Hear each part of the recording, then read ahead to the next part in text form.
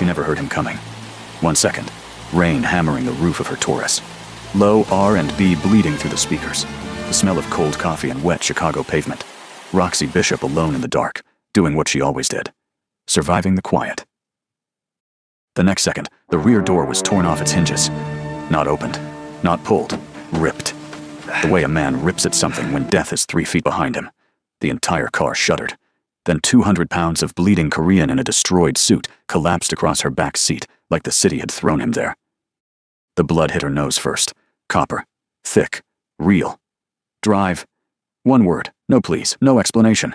The voice of a man who had never once in his life asked for anything. And was not asking now. Roxy turned. She took in the full picture in under a second. Shredded suit. Right side soaked through.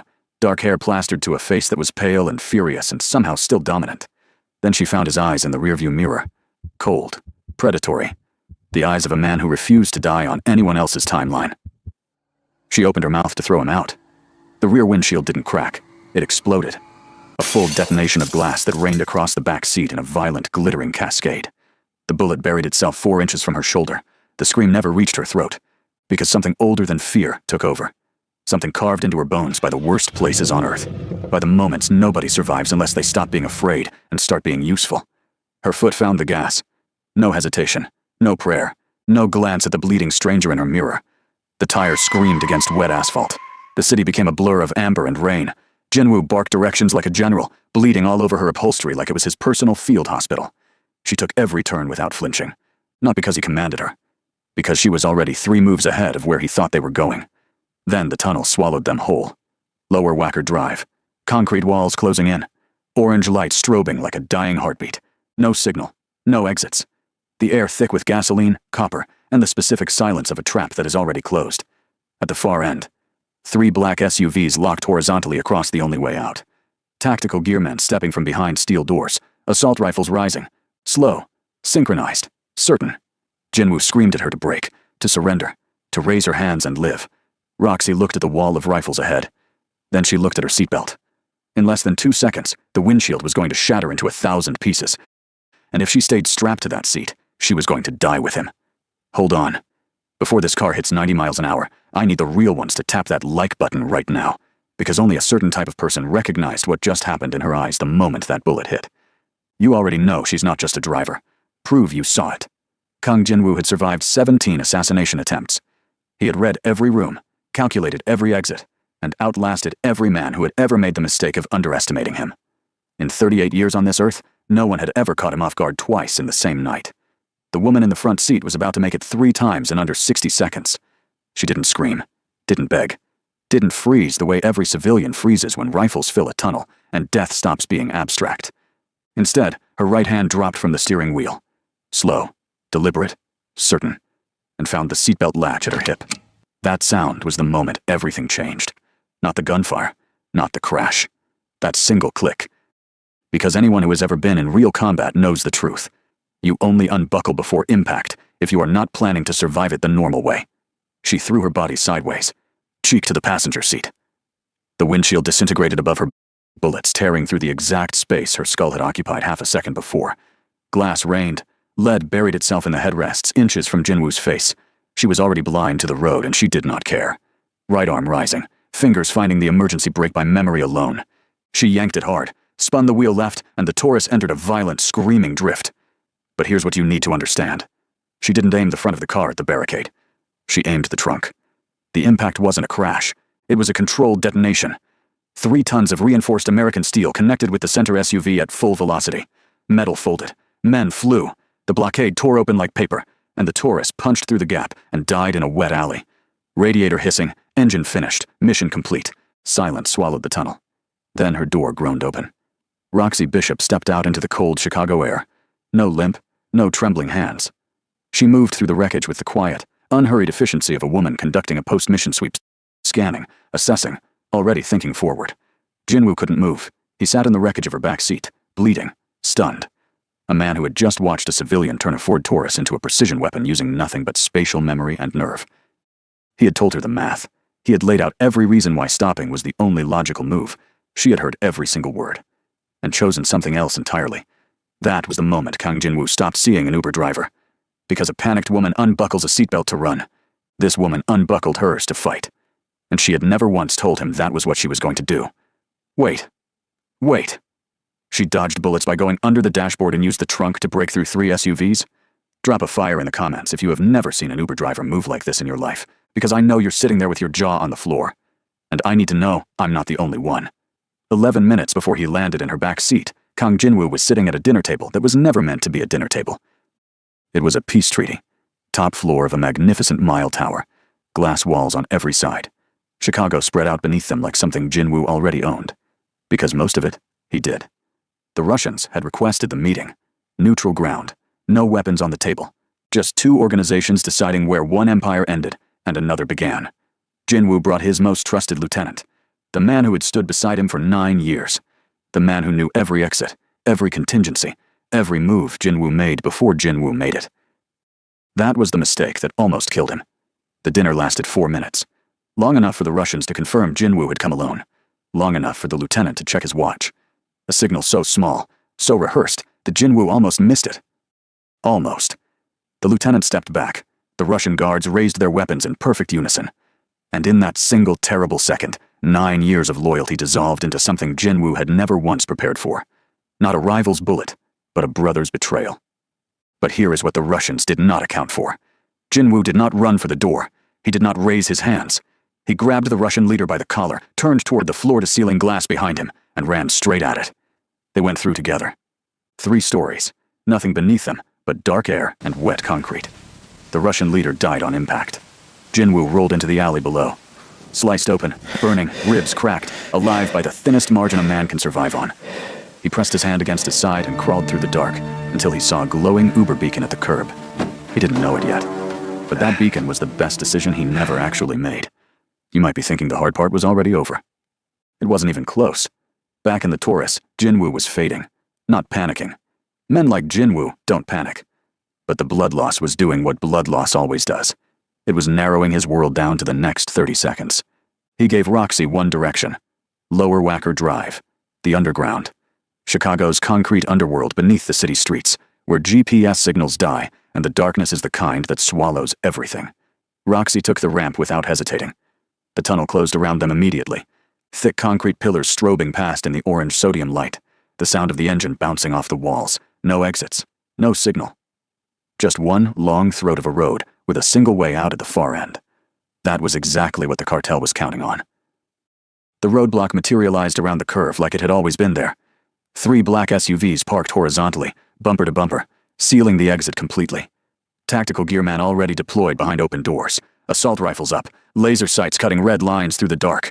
This wasn't a chase anymore. This was a killing box. And they were already inside it. Jinwoo looked at the wall of rifles. Then he looked at Roxy.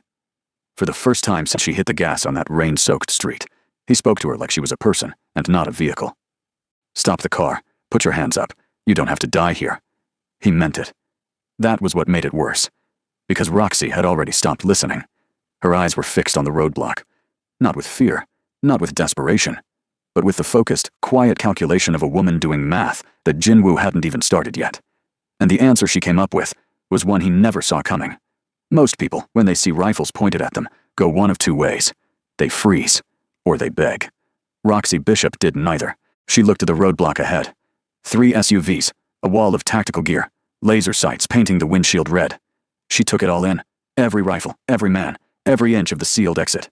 And then she did something that made Kang Jinwoo's blood run colder than the wound in his side. She smiled. Not a nervous smile. Not the desperate kind people wear when they're trying to convince themselves things will be fine. This was the quiet, settled smile of a woman who had just found the answer to a problem everyone else believed had no solution.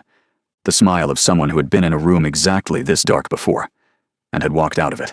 Jinwoo recognized it, and that recognition terrified him more than the rifles did, because that smile meant she wasn't looking for an exit. She was looking for an angle. The cartel's fingers tightened on their triggers. The laser sights stopped moving. In exactly 2 seconds, the windshield was going to come apart, and everyone inside this car was going to die. That was the moment Roxy's right hand dropped from the steering wheel. Slow, deliberate, inevitable. It found the seatbelt latch at her hip and applied the only pressure it needed. The tunnel went quiet for half a heartbeat. Even the rifle seemed to pause, because that sound, That single, small, deliberate click was the loudest thing that had happened all night. This was the moment that would later be called the click heard through Chicago. She said 2 words. Flat. Certain. Final. Hold on. The cartel opened fire.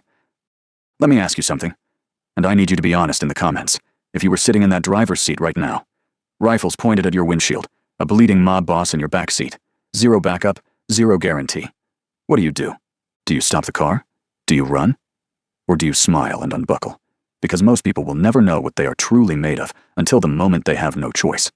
Drop your answer below. I read every single one. And trust me, the next 60 seconds of this story are going to make you question everything you just said. The windshield came apart in a single violent instant. Not a crack, not a spiderweb, but a full explosion of glass and lead that tore through the front of the Taurus like it was made of paper. But the bullets hit nothing. Because Roxy was already gone. The moment her finger released that latch, she used every pound of her body as a single controlled instrument, throwing her entire upper frame sideways, cheek slamming flat against the passenger seat, disappearing completely below the line of the dashboard. The bullets shredded the empty space where her head had been a half-second before. The headrests exploded. The rear upholstery tore open inches from Jinwoo's face. Glass rained across his suit like a second wound. She was blind to the road, both hands off the wheel, body folded sideways into the passenger seat at 90 miles an hour. And she was completely in control. At this point, you're probably asking yourself how that is even possible. The answer is the part of Roxy Bishop that her Uber passengers never saw. The part built in places where losing control, for even 1 second, meant coming home in a flag-draped box. Her right arm rose from the passenger seat. Fingers found the emergency brake by memory. Not sight, not luck. Pure muscle. She yanked it hard and spun the wheel left in the same motion. The rear wheels locked. The Taurus screamed into a full 180-degree drift, rear end swinging wide across the tunnel floor like a hammer looking for a nail. But here is the detail that made this moment legendary. She didn't aim the engine at the barricade. A front-end hit would have crushed the block and killed them both in the crumple zone. Instead, she brought the rear of the car around. The trunk. The reinforced steel frame of a heavy American sedan, and aimed it directly at the center SUV. The impact rewrote the geometry of that tunnel permanently. 3 tons of steel connected at full rotational velocity. The center SUV didn't slide.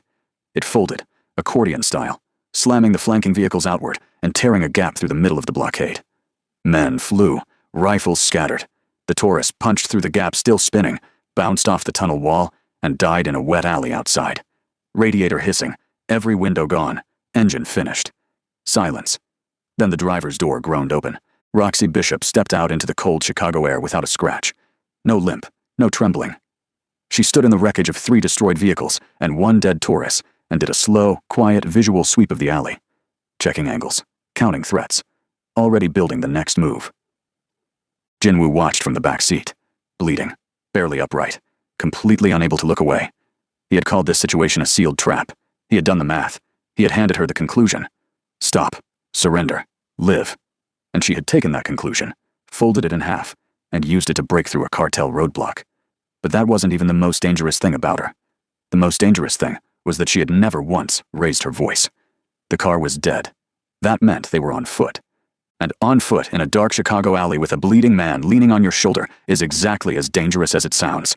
Roxy moved fast. Jinwoo moved as fast as a man with cracked ribs and a deep laceration allows. Which was not fast enough. His weight dragged against her shoulder with every step. Behind them, from inside the tunnel, came the sound of boots on wet concrete. The cartel was already recovering, already closing the distance. They weren't going to make it to the next street. And then a hand came out of the dark and grabbed Roxy by the back of her collar. The goon was Bill, face gashed open from the crash, one eye swollen shut, fury radiating off him like heat. He spun her around hard and drove the barrel of a steel pistol directly into her face at point-blank range. His finger was already on the trigger. His mind was already past the decision. At this point, you're probably thinking, this is where it ends for her. It wasn't. Roxy's left hand moved to the lanyard around her neck in one seamless motion. No hesitation, no telegraphing, and police-grade pepper spray erupted into his open eyes from 0 distance. The scream that came out of him wasn't human. Before his hands finished processing the agony, her weight shifted, and she drove a single structural kick into the side of his kneecap. The joint failed completely. He folded into the wet concrete like every bone in his body had made a unanimous decision to quit. 4 seconds. Start to finish. 1 move per second. Jinwoo watched it happen from 2 feet away. The question that had been forming in the back of his mind since the tunnel finally reached the front. Who exactly had he collapsed into the back seat of? But that question was about to get a very complicated answer. The boiler room smelled like rust, old water, and 30 years of Chicago winter pressing through cracked walls. Roxy kicked the steel door shut behind them, threw the bolt, and went straight to work. No words. No questions. Just hands. And that was the detail that told Jinwoo everything. Because the way a person's hands move in a crisis reveals exactly who they are when no one is watching. Roxy's hands moved without a single wasted motion. Tourniquet first, applied with the mechanical precision of someone who had done it in worse places than this. Then hemostatic gauze packed directly into the laceration. Then pressure.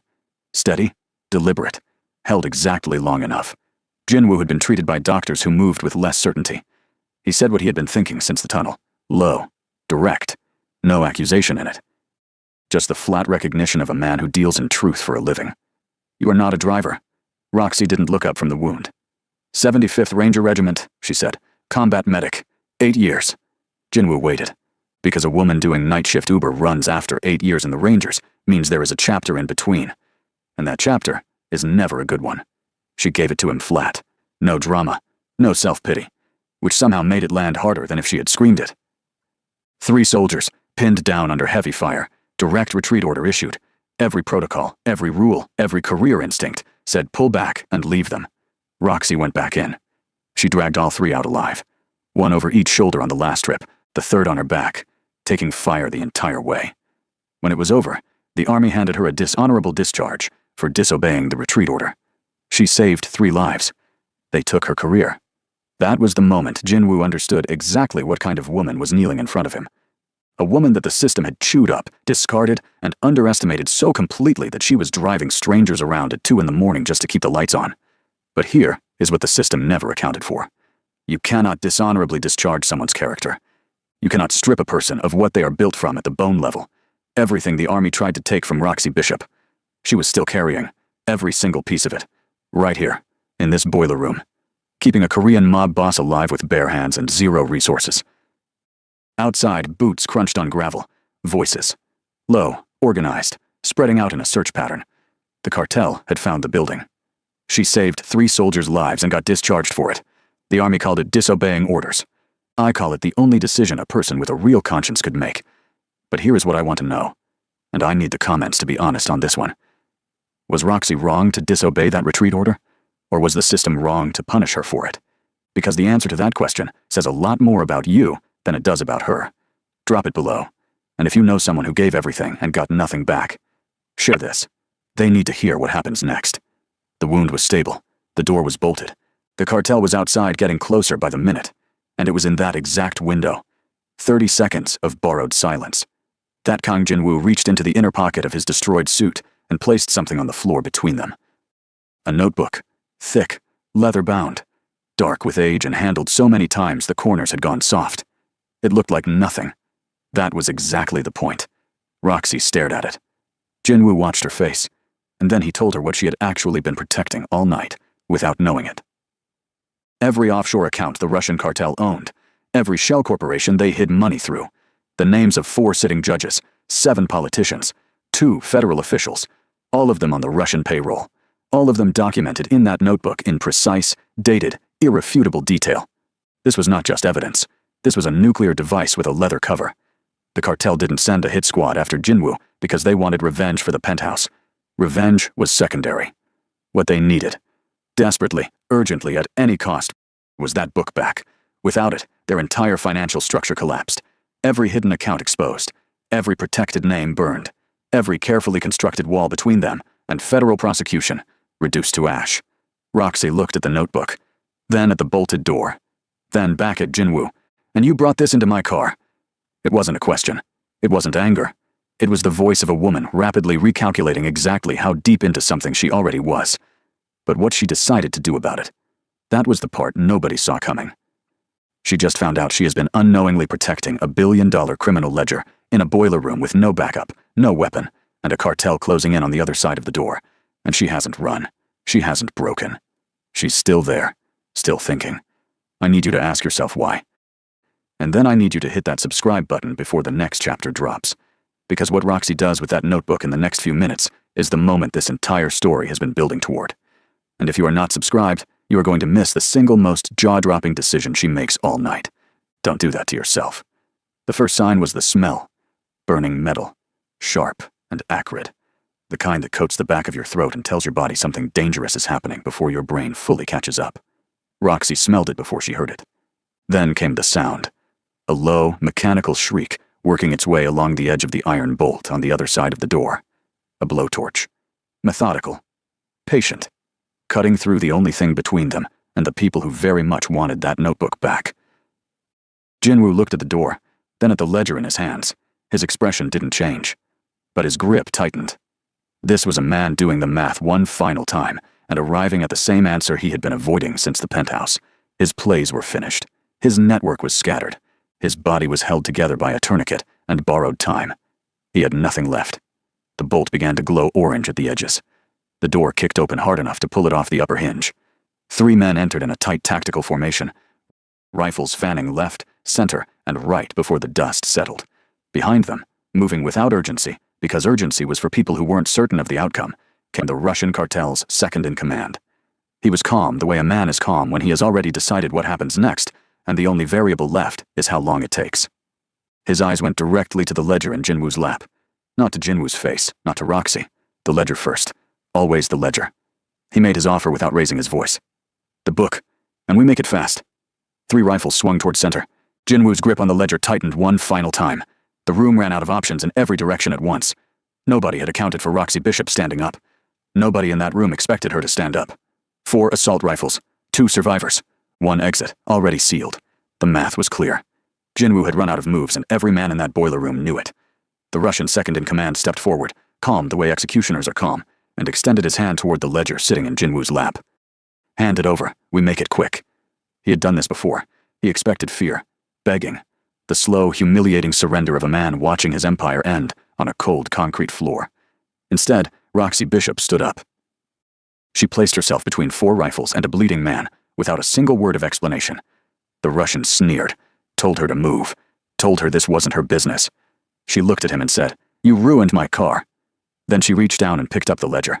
At this point, you're probably thinking she was about to hand it over. That would have been the smart play. The safe play. The play that ends with everyone breathing. That was not Roxy Bishop's play. She gripped the binding with both hands and tore it in half. The sound of ripping paper in a silent room hit harder than any gunshot. The Russian's face broke. Pure, paralyzed horror. A billion-dollar criminal empire. The accounts, the politicians, the judges, the shell companies, shredding between a black woman's bare hands. She didn't stop. Halves became quarters. Quarters became confetti, thrown into the damp air, and floating down like the ruins of everything they had built. This became the moment later, known as the declaration, the 10 seconds that ended a cartel. The men froze, and that freeze was exactly what Jinwoo needed. She tore a billion-dollar ledger apart with her bare hands, while 4 rifles were aimed at her chest. I need you to drop a comment right now. What would you have done in that room? Because I've been asking people this question and the answers are wild. Tell me below. Then don't move. Because what Jinwoo does in the next 60 seconds changes everything. The freeze lasted 4 seconds. 4 seconds was all Jinwoo needed. His hand dropped to his ankle. The suppressed pistol cleared the holster before any of the 4 men processed that he was still a threat. He didn't aim at them. That would have been the obvious move, the expected move. Instead, he aimed at the rusted pressure valve directly above their heads. 2 shots. Clean. Precise. The valve shattered. What followed was not an explosion. It was worse. Scalding white steam erupted downward from the burst pipe. Dense, blinding, instant. Filling the boiler room in under 3 seconds. The temperature spiked. The men screamed, clawing at their faces, firing blindly into white fog. Bullets tore through walls, the floor, nothing. Roxy was already moving. She grabbed Jinwoo's collar. No hesitation, no wasted motion. And pulled him low through the scalding cloud toward the rear maintenance hatch she had clocked the moment they entered the room. Because that was who she was. She always found the exit first. The hatch kicked open. Cold Chicago air hit them like a wall. They slipped out into the dark alley as the chaos behind them swallowed the cartel whole. No sirens yet. Just rain. Just their own ragged breathing and the distant sound of men choking on the wreckage of their own ambush. Jinwoo leaned against the brick wall, chest heaving. He looked at the woman who had just destroyed a ledger, walked through gunfire, and found the exit in a smoke-filled room. all in under 4 minutes. He had no words. But he already knew what came next. 7 days. That was all it took. 7 days for Kang Jin-woo to dismantle everything the Russian cartel had spent 15 years building in Chicago. No ledger, no financial backbone, no political protection. The moment those pages hit the boiler room floor in pieces, their empire stopped being an empire and became a target. Jin-woo's syndicate moved fast and moved clean. District by district, asset by asset. The Russian cartel's operations collapsed inward like a building with its foundation pulled out. Their soldiers scattered. Their safe houses went dark. The politicians who had been on their payroll suddenly developed selective amnesia. Nobody wanted to be connected to a falling organization. But the most significant thing that happened that week wasn't the cartel's collapse. It was what happened to the man who had started it. Jin-woo's traitorous lieutenant. The man who had stepped backward at the penthouse and smiled while aligning himself with Russian guns. Was found. Quickly. Quietly. The details of what followed were never discussed openly inside the syndicate. They didn't need to be. By day 7, every organization operating in Chicago understood one thing with absolute certainty. Kang Jin-woo had walked into an ambush, fallen through a glass window, bled across a stranger's back seat, and still won. He wasn't just back. He was permanent. Roxy Bishop stood alone in a salvage yard on the south side, staring at what used to be her livelihood. The 2014 Ford Taurus had been crushed into a block of mangled steel and shattered glass. Her Uber account was deactivated. The company had flagged the vehicle damage as a policy violation. No appeal. No explanation accepted. The job was gone. The car was gone. And the dishonorable discharge on her record made sure that every conventional door stayed exactly where it had always been, closed. She had saved a man's life, destroyed a cartel's empire, and walked away with absolutely nothing. Or so she thought. The sound reached her before the vehicles did. Low, powerful. The kind of engine hum that doesn't hurry because it doesn't have to. 4 black Cadillac Escalades rolled through the chain-link gate in a slow, deliberate convoy, tires crunching across the gravel, forming a perfect arc around her. Suited men stepped out first, securing the perimeter out of pure habit. Then the second door opened. Kang Jin-woo stepped out wearing a charcoal suit that looked like it cost more than 6 months of Uber shifts. The wound beneath his ribs was healing. There was a slight shift in how he carried his left side, but everything else about him radiated the gravitational authority of a man who had just reclaimed a city. He looked at the crushed Taurus behind her. Then he looked at her. "I told you they'd ruin your interior," he said. Roxy didn't smile. Insurance doesn't cover cartel damage. He reached into his jacket and produced a thick manila folder. Not a check, not cash. A deed, incorporation papers, a state-of-the-art private security firm. Downtown Chicago. Registered entirely in her name. Roxy opened the folder, read every line. What happened next was the moment that sealed both their fates. She closed the folder. Not quickly. Not slowly. She closed it the way a person closes something after they have read every single word, and made a decision that has nothing to do with fear. Jin-woo watched her. He had negotiated with cartel bosses, corrupt senators, and men who built fortunes on violence. He had read people his entire life. Their hesitation, their greed, their pressure points. It was how he survived. However, standing in a gravel salvage yard next to the crushed remains of a Ford Taurus, he found himself genuinely unable to predict what this woman would do next. That alone told him everything he needed to know. A woman who unbuckles her seatbelt to dodge bullets shouldn't be driving for a living, he said. My syndicate needs a head of security. Someone who understands strategy, loyalty, and exactly how to kick a man's kneecap backward. You work with me, and we split the profits. The air between them carried the full weight of what he was actually offering. Not just a company. Not just money. A seat at the table of an empire built for someone the world had spent years telling she didn't belong anywhere near one. Roxy looked at the deed, then at the man. Then she held out her hand. 50-50 split, Boss Kang. He looked at her hand, and for the first time since the penthouse, since the glass, the blood, the tunnel, the boiler room, Kang Jin-woo smiled, a real one. He took her hand. This handshake became the moment Chicago's underworld stopped belonging to anyone else. Roxy walked into that salvage yard with nothing, a wrecked car, a closed account, and a discharge that followed her everywhere. She left with an empire. If this story hit different, if you watched every second of this and felt something, then you already know this channel is not like the others. Subscribe right now. Because the next story we're dropping is even more dangerous than this one, and you cannot afford to miss it.